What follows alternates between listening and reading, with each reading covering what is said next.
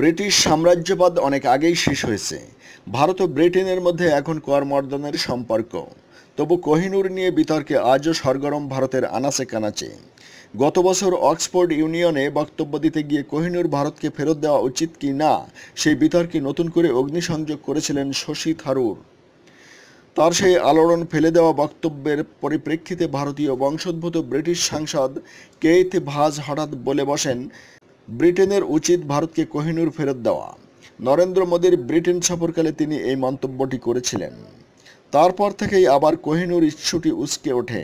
শুধু এই বিখ্যাত হীরাটিই নয়, টিপু সুলতান, বাহাদুর শাহ জাফর, ঝাঁসির রানী এমন বহু ভারতীয় রাজাদের লুণ্ঠিত ধনসম্পদ ফেরত দেওয়ার দাবি নিয়ে সম্প্রতি একটি জনস্বার্থ মামলা দায়ের করা হয়েছে।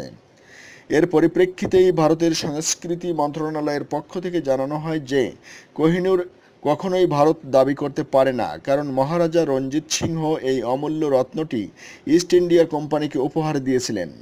সেই অর্থে কোহিনূরকে ব্রিটেন দ্বারা লুণ্ঠিত নয়, তাই সেই যুক্তিতে কোহিনূর ফেরত চাইতে পারে না ভারত।